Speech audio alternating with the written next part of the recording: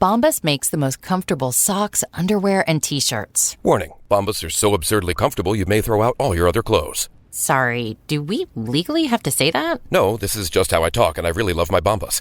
They do feel that good. And they do good, too. One item purchased equals one item donated. To feel good and do good, go to bombas.com/Wondery and use code WONDERY for 20% off your first purchase. That's BOMBAS.com/Wondery and use code WONDERY at checkout. Your weekly dose of romance and drama has arrived.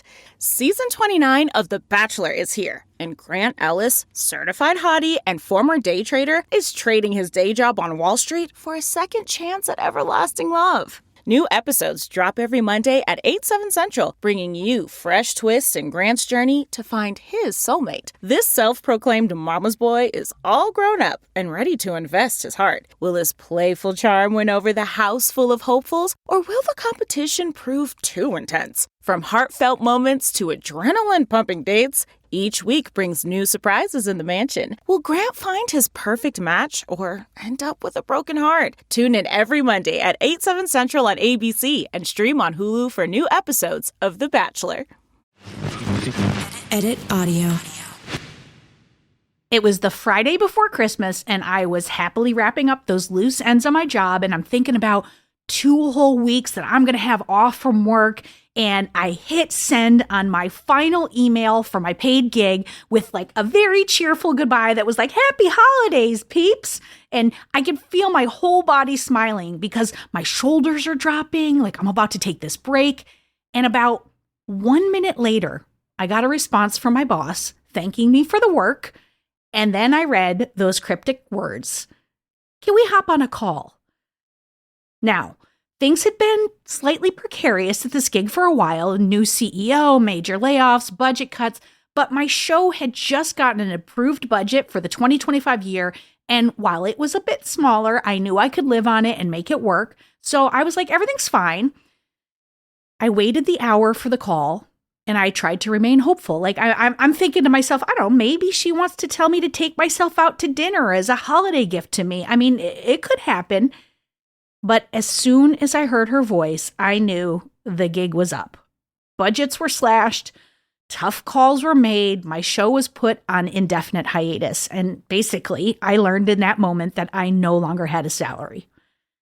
On the call, I kept my cool. You got to be professional, even though I was, sort of floating above myself, panicking. Keep it profesh, because nobody wants to hire back the asshole. Then I hung up, walked into the room with Mary, and I cried buckets. But just for like a little while, because I had to pull myself together. I had an appointment to get an endoscopy in 2 hours. Anybody who doesn't know where that is, they jam a little camera down your throat to see if you have any kind of diseases. Well, during that endoscopy, I got the formal diagnosis that I had celiac disease. So it's a few days till Christmas. I have no job. I have no bread, and I have no beer. And it seemed that in a matter of a few hours, my life heading into 2025 had become a bad country song. Hello, everyone. I'm Robin Hopkins, and this is Well Adjusting, where I talk to people about life stuff, but not in an NPR way. It's more like we're at the bar, having cocktails, getting into your business sort of way. It's giving drunk NPR. Oh, and producer Steph is here too. Hello. Today we chat, well, when life takes an unexpected and unwanted turn. All right, friends, here we are. Now listen, before we get into this episode, I have to say this. There are so many people in the world that have it worse than I do right now. On the celiac front, like nobody ever died from losing bread and beer. I mean, I have a friend who is currently fighting her fucking 3rd round of cancer. Like, there's just got to be some perspective on that. And I am smart financially for just these types of moments. So I have a cushion. My family will be okay. Okay, I just think it's important to say that up front. But that doesn't mean that I'm not fucking scared, worried, panicked, or immediately taken back to 12-year-old Robin, who is worried about family finances. Now, it's me, folks. You know me, and I say that when life gives you lemons, we're going to make content, okay? I'm kidding, but I'm not really kidding because my thinking for recording this is twofold. Like, first of all, I mean, I think it goes without saying, I need producer Steph. She's got this infinite wisdom and calmness that I think would be very beneficial to me right now. Also, though, this is a real problem that so many people are facing today. One minute you have a job and the next you don't. One minute you got bread and the next you're eating some gluten-free sourdough bullshit option, okay? So I think that there's real value in breaking down what the fuck to do when life throws you a curveball. And so that is why producer Steph is sitting here with me today. Hello. And we are in person. I'm staring at your eyes. At some point I'll probably start crying because it's like, because I'm doing really good overall, but I know that I probably have a lot of shit that's like underneath. Right now, like we're at the beginning of the new year. Everyone is like, new year, new me, except me. I'm like, old me, still here. We're working together. But I think in media, especially, and like in every industry, it feels like for the last year and a half, people have been getting laid off in masses every 3 months. Like, I feel like every 3 months I get a new notification that like some huge corporation laid off 40% of whatever team, especially in media. This industry in particular is just getting housed. Yeah. And so it's like pretty dark times for a lot of people. I think some people have been in that time for like 6 months. Some people have been in, this is not making you feel good, probably. I'm like, some people have been in it for a month. Okay. But I do think this is a really relatable conversation, especially right now. I mean, always shit happens, work needs to pivot, whatever. But like, I think it's really cool that we're having this conversation and it's like actually happening to you, but can actually be expanded to so many people I personally know right now who have had job changes. Absolutely. So that was my long-winded way of kicking things off. But my question for you is, I want to ask you if you feel like you've been like saving up your breakdown. Like, have you had a breakdown yet? Oh, I mean, right after I had I literally walked from the call and I walked into the room where Mary was and I was like, so I lost my fucking job. And I just started like crying. Oh. Like that whole day, I was girl staring out the window. And that call was at 11. My endoscopy was at 1. And I had a meeting that was supposed to be at 11 for my upcoming like YouTube project with my producing partner. And I was like, hey, so I'm crying. I was like, can we push the meeting 15 minutes? Because I don't have my gig anymore. And he was like, so we could cancel it. And I was like, right. We should cancel the meeting. So I stared off into space. I went to the endoscopy. And anybody who's ever had like any kind of surgery procedure, it's like you're yammering and then all of a sudden like the meds kick in and then you wake up in a different room. Mm-hmm. So I wake up and I said, are we in a different room? And the lady goes, yeah. And then I was like, oh, I lost my job. Like it was like that feeling like when you have a breakup and you go to bed and you finally fall asleep and you wake up the next morning, you're like, oh, we broke up. Mm-hmm. You have like a moment of like, oh, things are fine and normal. And then you're like, oh, fuck. Yeah. Damn it. But I was hell-bent on doing this differently. Because I had been really looking forward to a holiday break. Mm-hmm. We had 2 weeks off. It was like this, the way that the schedule worked this year. And I was upset. I gave myself the day to just like stare out the window and be sad and be worried and be scared. But then what was happening at the same time is I had this other coworker who was also like impacted. And the next day she was like, fuck this shit. That place is holding me back. I'm in a sore.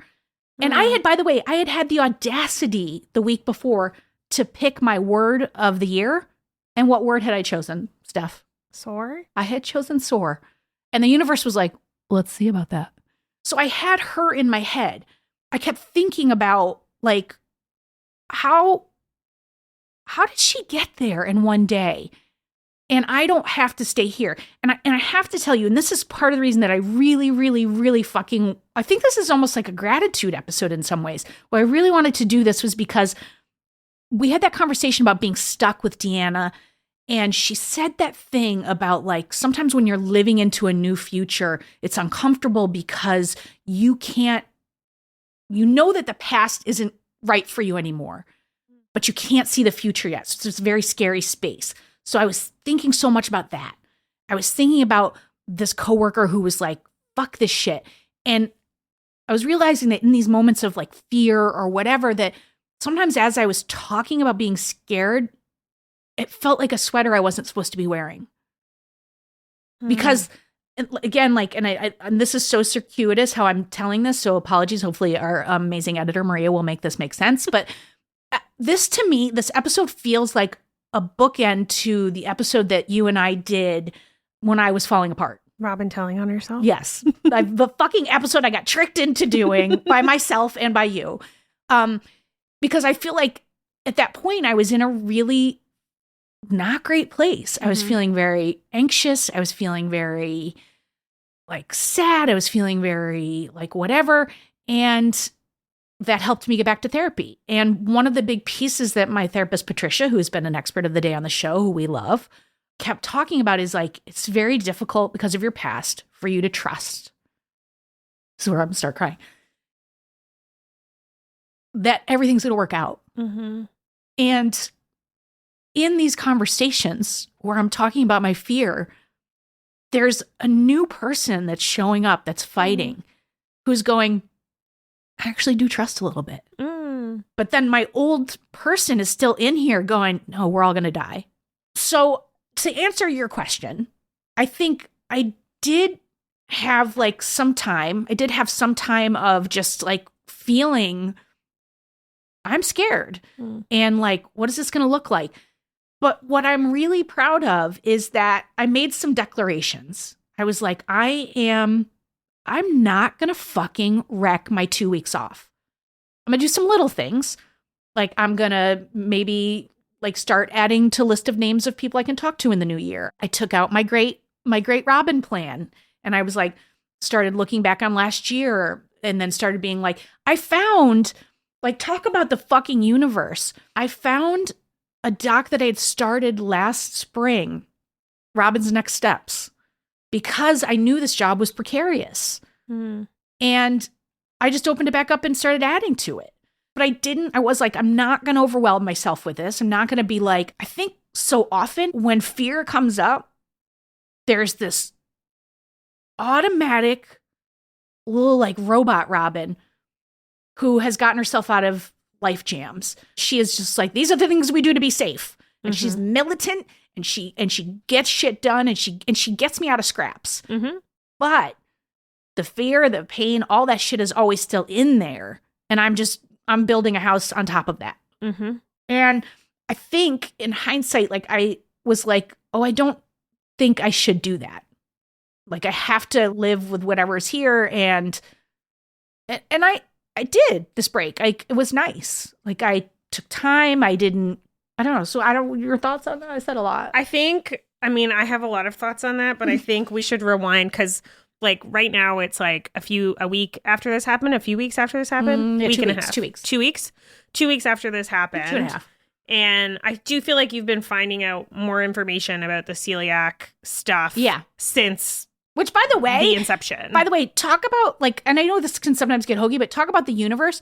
The reason I got the celiac diagnosis is, so I was talking to Patricia about maybe going on Lexapro because I was like, I just don't feel like I should be feeling like this. Like, this is just like, I'm feeling anxious and I just like, what's wrong with Robin? Asking for a little help to like take the highs and the lows off. She was like, I think that's a great idea. And then I called like my OB because I don't like my primary care. And she was like, oh, I can't prescribe that. And I was like sobbing because I was like, I don't fucking want to have to spend more money to find a psychiatrist. And I don't want to have to like just fucking give me the pills. So Barron was like, oh, I got a lady. So she made me do this whole blood workup panel. And I said, okay, can I just ask why we're doing that? She said, well, you know, you're talking about anxiety, you're talking about depression, you're talking about fatigue. And I have been attributing all of that to perimenopause. I mean, you've heard me talk about that. And she was like, I want to see if there's any underlying causes. I was like, fine. I do a blood panel. She opens it up and she goes, oh my God. I was well, like, first of all, as a doctor, if you're a doctor and you're listening, don't ever say, oh my God, to somebody, just don't. And she was like, you're gluten. And I was like, what are you talking about? Like, if you're talking about my daughter who has stomach issues, fine. But I'm like a tank. Like, I could like just plow through God knows what, and then maybe I'll have some meat sweats, but I'll go to bed. Yeah. Like, it's not deep. I notoriously say you eat like a toddler. So. Yeah. Like my nuggets. And you're fine. Chicken nuggies. Yeah. And I said, but I don't understand. I said, I don't really have any symptoms. She said, and she was all like coy. She was like, well, why did you come to me? And I was like, wanting anxiety and depression and fatigue. She goes, yeah. And I was like, so those are symptoms? She was like, yeah. So again, like, if that OB had given me the prescription, I wouldn't have this diagnosis. Right. I've only been like gluten-free for like 2 weeks now. Yeah. I'm feeling less fatigue. Like, things are more regular. I thought gassy was just like because I'm old. Turns out no. Turns out it's bread and butter. And I am feeling more myself, which I don't know if this is like a placebo effect, but I don't give a shit. Yeah. So anyway, so you had a question. My question, well, I think because Did I answer it? This is 2 weeks. Kind of. I mean, this is 2 weeks from when you got the original diagnoses, and then things have happened since then. Like, you've had different phases of like an AA meeting or like NA meeting of like things with your job or like acceptance, like anger or whatever they are. Yeah. The stages of grief. Yes. And I would get like text summaries or voice notes from you, like, every 3 or 4 days. Yeah. But they would be a totally different vibe. Yeah. So I just want to like acknowledge that, because I wish we recorded on day one, but that would have been a different episode. It'd be like, okay, how do I get through this next 2 weeks? Yeah. It's like, it sounds like what you're saying is that you figured out the shit. Like, you figured out the diagnoses and you're sure about it. There was a point when you were like, I got to get a second opinion. I still think it's weird. Yeah. I still don't buy it, but I'm like, whatever. So we're still in acceptance phase. Yeah, we're still, but I think that to your point of like the manic or the I'm great voicemail notes, is I feel like that is part of the win, is like surfing this. And I've never in my life done that before. Never. Wow. Like I've never, ever, I've always just either like despair and panic, and then I go into like control mode. Right. And right now I'm just kind of like, okay, it's going to be fine. And so you haven't hit fix it, Robin? Yeah, that's a really good question. No. She's not like my face right now. My eyes are bulging. I mean, like, let me say it like this.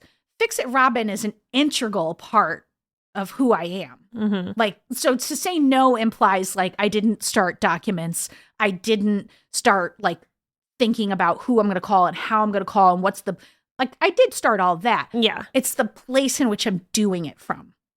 It feels like it's from a place of trust that I'll be okay. It feels like it's from a place of like logic versus emotion, but I am acknowledging when I have emotions.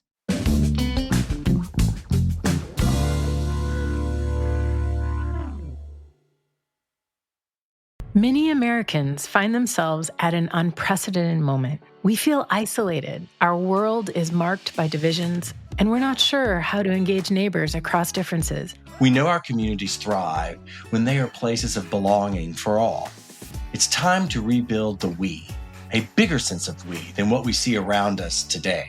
That's why we created Reimagining Us.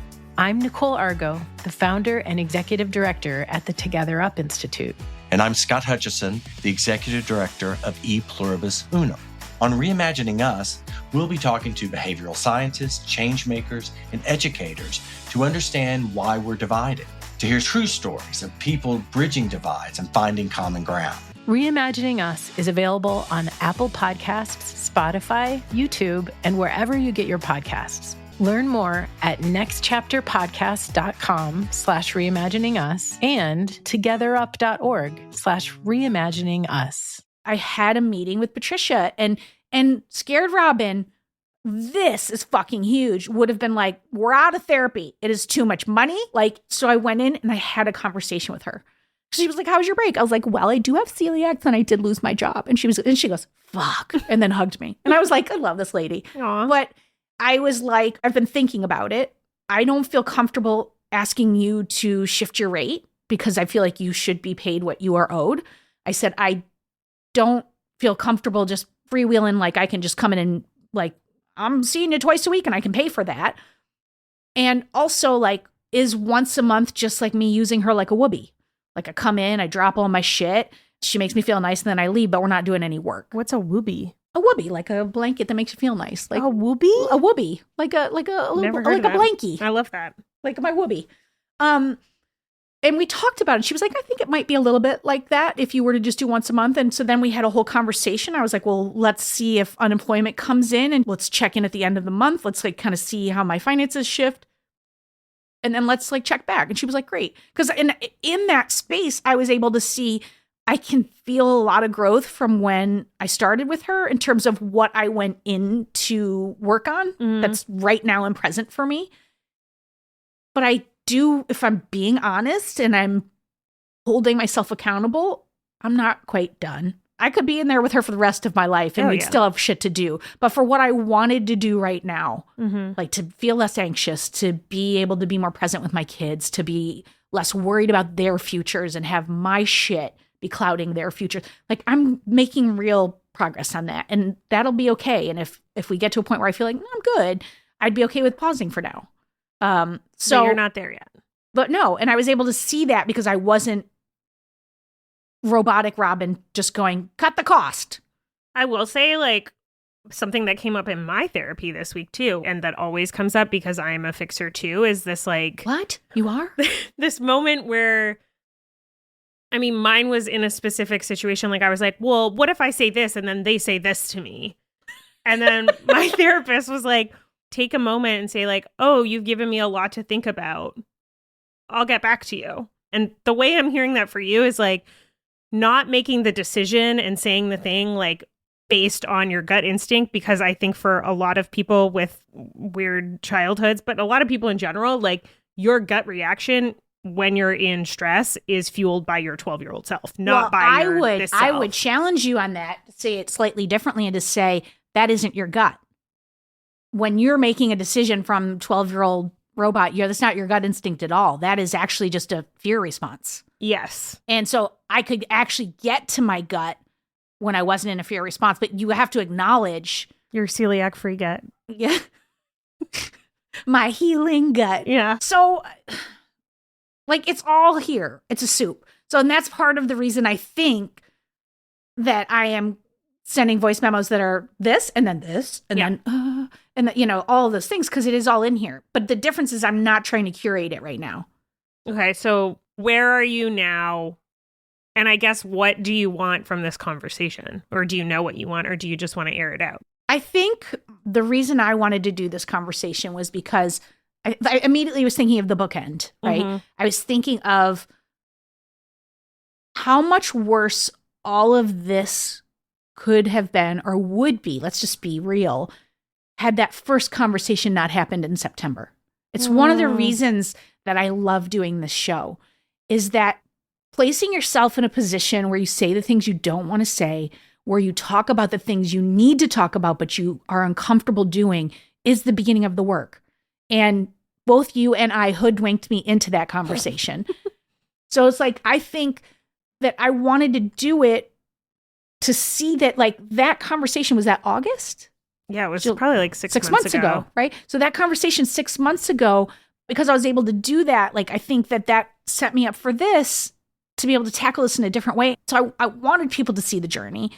But I also was like, I know myself. And I know one of the things that helps me, like, is going to the smart people around me who I believe in what they say and asking for help. And for me, asking for help is a willingness to say it. Mm-hmm. Because what it looks like when I don't ask for help is I just don't tell you. I don't tell you. Robot Robin comes in, she does her thing, and then slowly but surely my insides are eating themselves. Mm-hmm. Like, and they come up as little like anecdotes off to the side or something. Or I'm a little mean, or I'm like depressed, or so I think it's important. I really feel strongly, the reason I did that episode, the reason I wanted to do this is, and I think this is part of the DNA of the show, is that we walk the walk. Mm-hmm. Like, we are willing to say, all right, I'll assign myself homework too, because I see myself in what you're saying.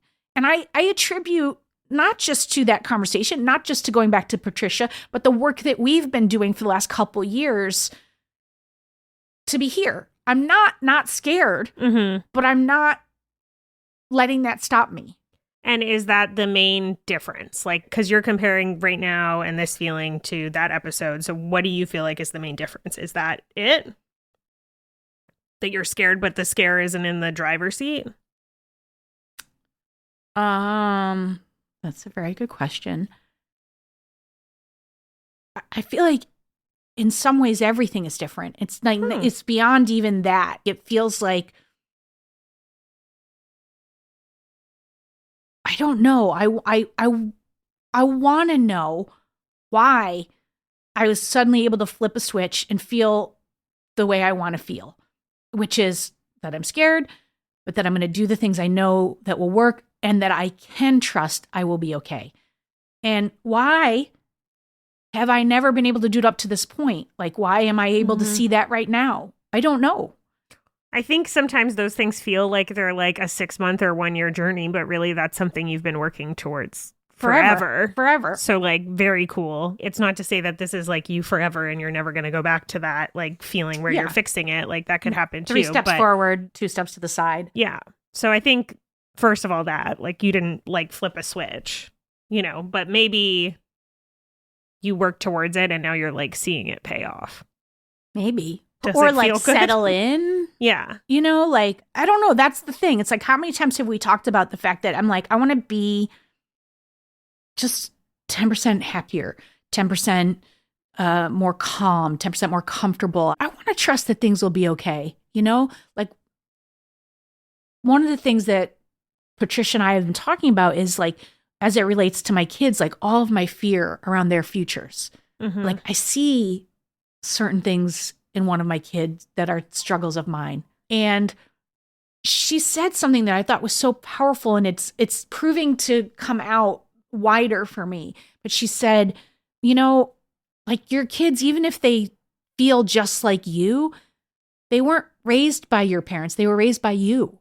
That fucking blew my mind. She was like, you're doing it differently. And I'll tell you, when I told them about like, because we had to have a family conversation about money. I was like, look, because I immediately was like, we're going to make some cuts. I looked at our monthly credit card bills and I said, we eat out a lot. Like I can shave $1,000 off our monthly, because the way that we pay our finances is we put everything on one card and then we pay it off in full. Just so it's all kept track of. It's an easy way for budgeting. Listen to other financial episodes. And I immediately was like, we can cut that down. And I was like, let's set some rules for this break. Like the breaks are generally a time when we're like, you know, we're fucking bored. We go to the movies 5 times or we go do this. So I was like, well, we could have movie nights. We could have a Tripoli night. We normally order out a lot. We didn't. We did a good grocery shopping run, hit the gluten-free aisle, and then we made food. So it's like, I immediately did things to put in place. But my point of this is having the conversation with the kids. They weren't scared. I was just like, okay, Henry, I was like, you're not going to Tom's for your breakfast. You get one over the break. And they aren't frightened. They were just like, he was like, can we do that? Or is that too big of a budget item? He was like, what if I go to Tom's twice, but I don't get the shake? It would come out to the same amount of money. He was like, would you be good with that? I was like, I'd be great with that. That's also so cool. Right? Like he's budgeting. Right. And for me, when my mom made no money and I would see her sob, I just sat in her terror. And I'm not doing that to them. Yeah. So you're not doing that to them, and that is not their fear because you haven't done that to them. Right. But it does point out that this is my shit. And that's why I say I'm not quite done.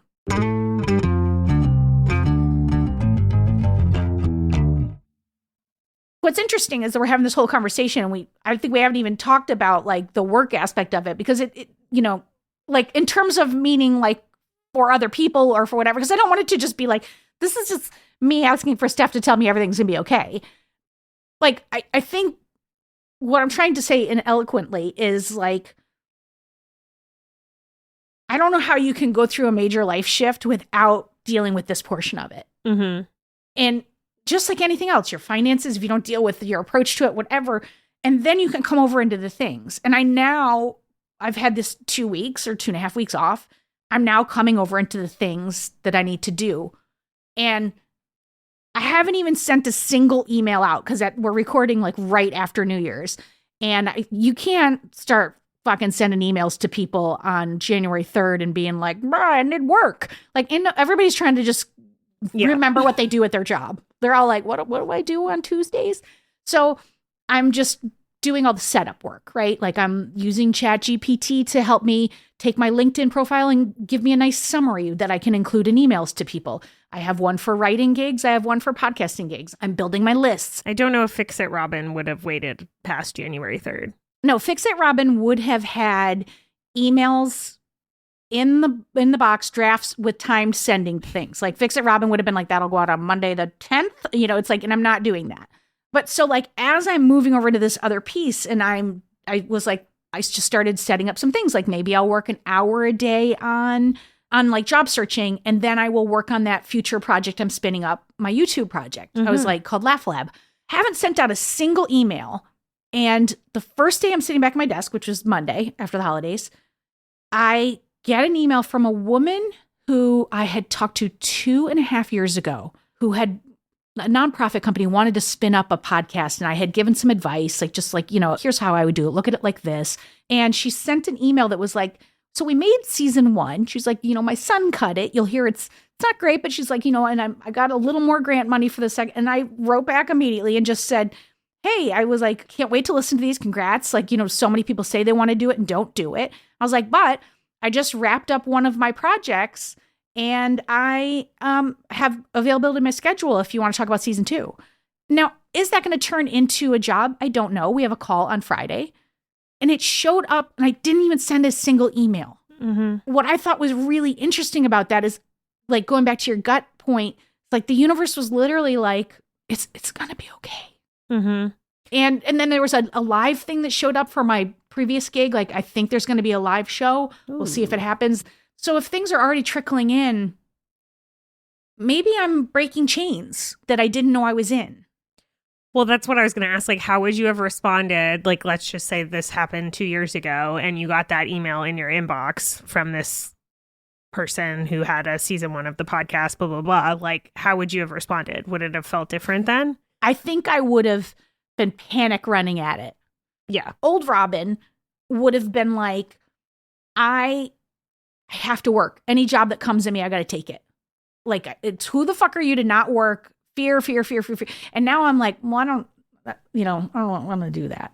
Like, which is so, like, yeah. I mean, I think I'm like battling that person all the time. Like, whenever the company is like not doing well, honestly, for like a week, I'd be like, okay, I'm going to go get a barista job or like a bartending job. Yeah. Which I think I've texted you about before. Like, yeah. And I'm always like, stop it. I'm getting to a point, like, I still have that thought, but I think Mary's version of that is she's going to work at Lowe's. Oh, I love Lowe's. Yeah, so if I could be in the wood cutting department of Lowe's, that is my dream job. So except peaceful. For the dust, but I would love that. Yeah. Sorry. Sidetracked. 2 lesbians talking about home hardware. But yeah, I think I'm having a longer period of time that things have to be bad before I get there. But ideally, I never get there. Like, Ideally, or you get there and you're out of it really quickly. Yeah. I'm not like looking for jobs. No, you're not on I have the thought, LinkedIn. which I think I'm at now. I don't like look for the jobs as much. But I was going to say, this is like relative just to show you that we're the same anxiety brain. But yesterday I had like this huge financial meeting that was like our year end and like looking forward. And this one client who was going to be on our roster for this year, like backed out over the holiday. And I was like, God fucking damn it. Like, there's this amount of money. So like now I'm rethinking like raises and expenses and things we can do as a company. And I'm like, God, I just figured out our plan for like the next 2 quarters. So I'm like redoing this all. And as I'm redoing that, this email comes in that's like, hey, you were recommended to us by this other person, like blah, blah, blah. This is our idea. And I responded from not a good place. Now I'm noticing that where I was like, absolutely, like, let's get on a call tonight or like tomorrow. And then I got on a call with the other person from our team who I wanted to be on it. And she was like, LOL at you sending like those people an email at 6 o'clock in the morning, their time. And I was like, oh my God. And I didn't even know who she was talking about, like who the email was sent to, because I had already forgotten. Yeah. I had already moved on to like my next anxiety thing. Yeah. Which is like, I'm hearing you talk about this now, and I'm like, that happened yesterday. Yeah. You know, and I just want for both of us, like, more time between the shit and my response. Because if I had period. If I gave myself 5 hours to respond, there is no fucking way I would have been like, yeah, let's meet tonight. Like, that's I have almost never sent a meeting invite for the same day in my life. Like, my schedule's booked. We don't need to do it. There's Nothing like a is desperation urgent. in that. There's like the, like, please and date like, me. We're not doing surgery. Yeah. Like, it's a podcast. It's fine. Like, We're we not can curing meet cancer. next week. Yeah. And so I'm like, I had no business being like that. And if I wasn't right in the middle of like spreadsheeting my anxiety and responding, I would have been a different person. And I just want, first of all, I just want to tell you that like, I am that person too. But also, like, you're saying that you had that space or a little bit more of that space where you're like not responding from that person. And I hope to do that more too. Well, make no mistake, I couldn't have responded faster to this person. I was like, oh, this sounds great. I'm available. I have a free schedule. But I was like, I didn't go, I've been fired. And in the spirit of telling on myself, I do have to say that I always do really well in the planning.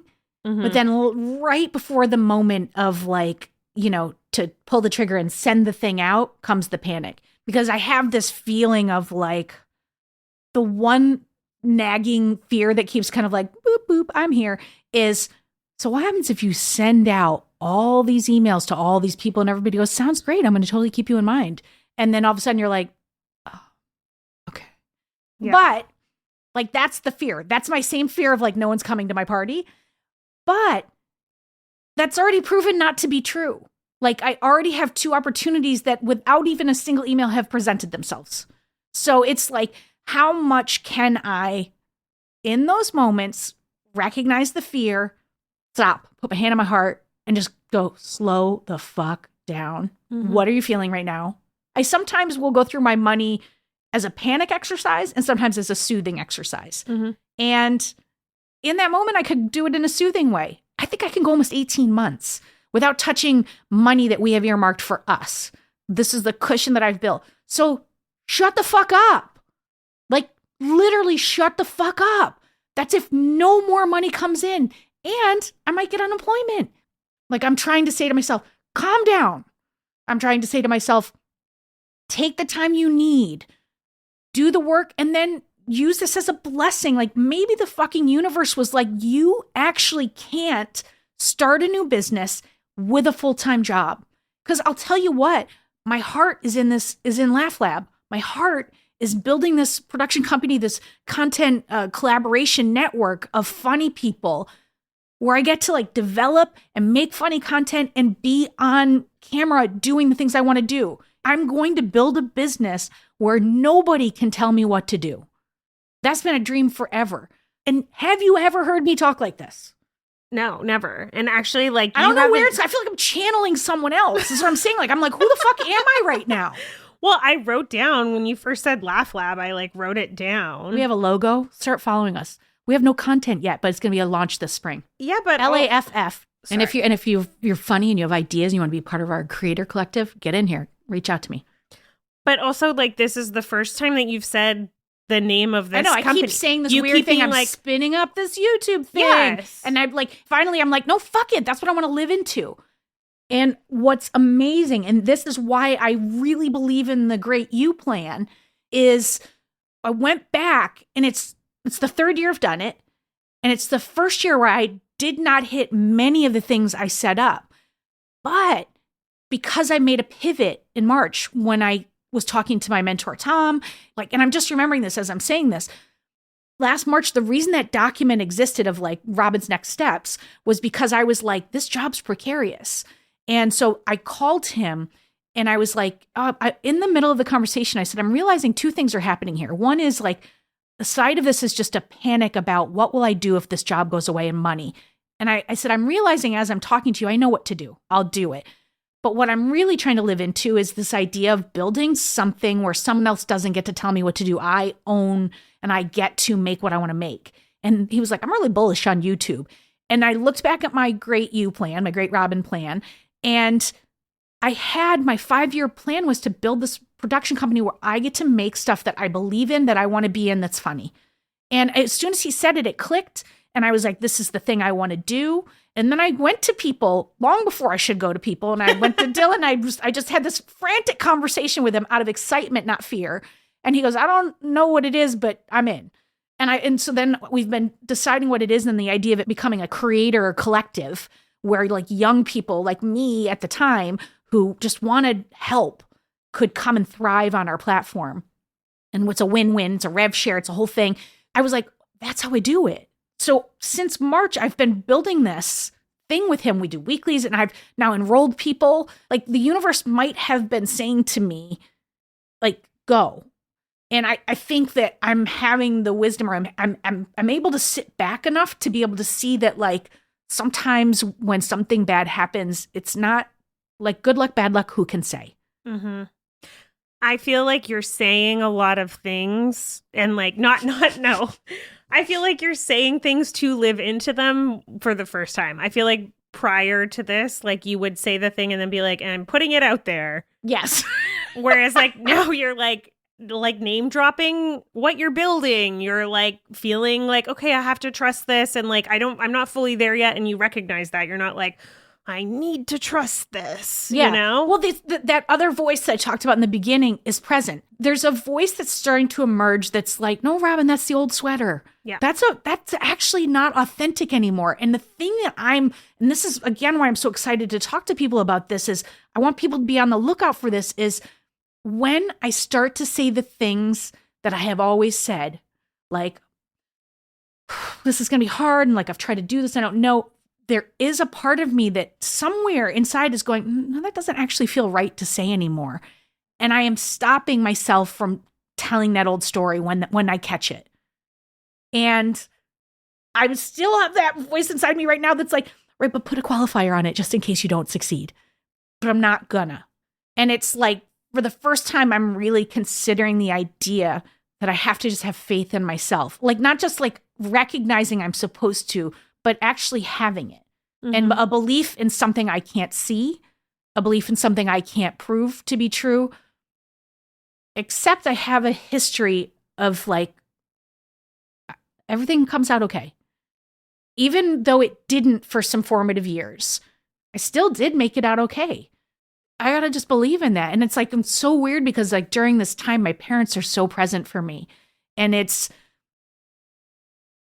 very weird because it's like, there was many things that were hard and hurtful during that time, but I also got so many good things, some in reaction to them, but some, like, my dad had a fucking work ethic. Mm-hmm. You know, it's like, and, you know, my mom fought and was bawdy and like, and she was her own person even when she got in her own way. Like, there were many, many good things that are showing up for me.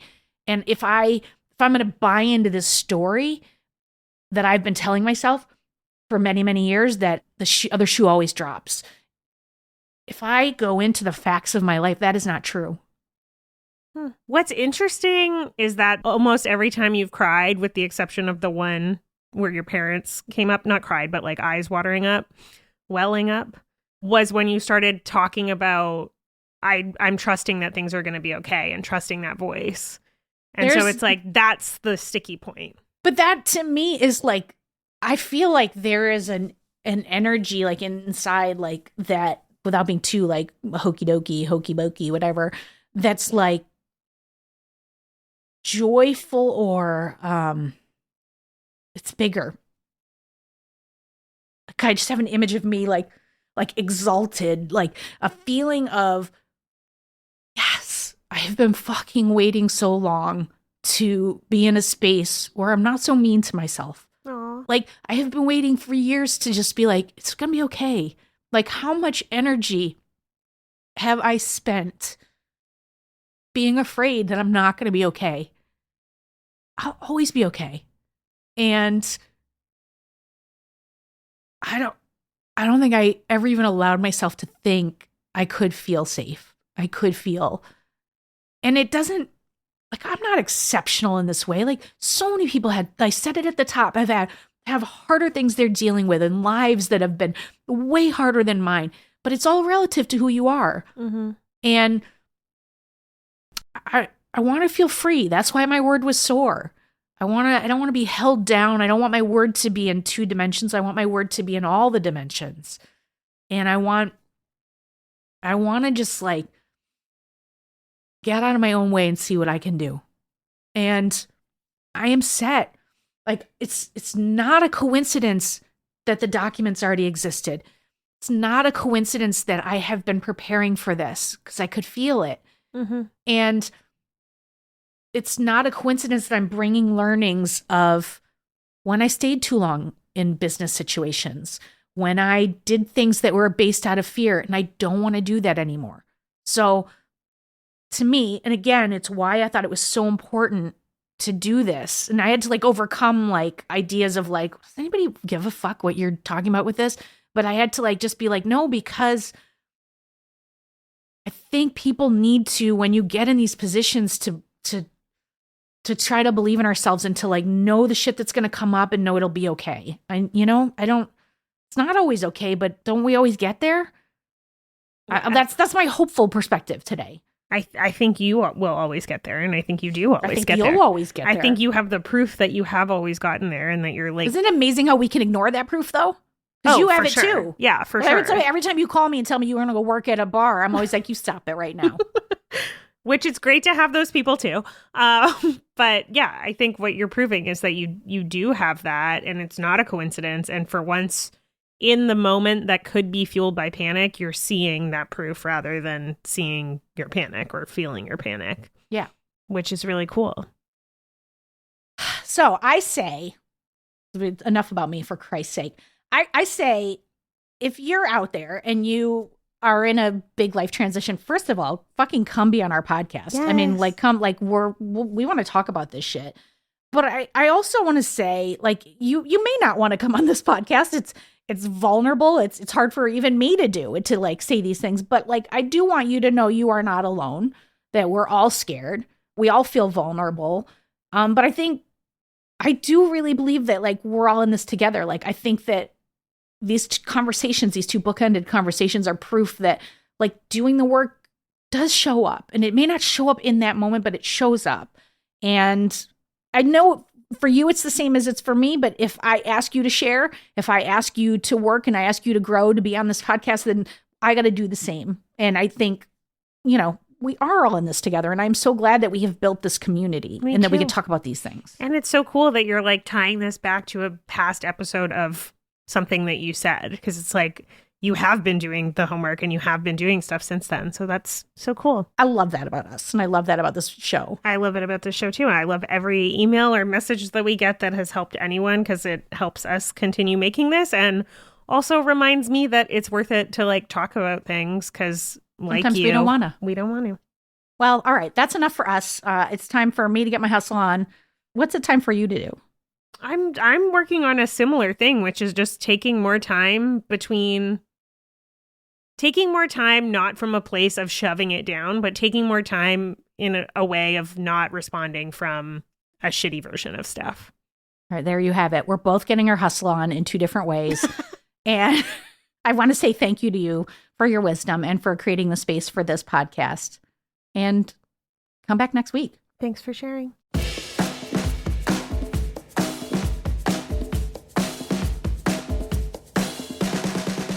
For more Robin, and you may need that, you probably don't need it, but like if you do, you can follow me at Real Rob Hops on all the platforms, all the socials, as the kids today say. Well Adjusting is an Edit Audio original series. It's exec produced by Steph Colburn and Robin Hopkins. Our producer and editor is Maria Passingham, and our production manager is Kathleen Speckert. Thank you to the entire Edit Audio team and to you for listening. Oh, hey, before you take out those AirPods, this show is just for entertainment. If you are in need of help, please, please, please reach out to a professional. Go ahead and get that help. You deserve it.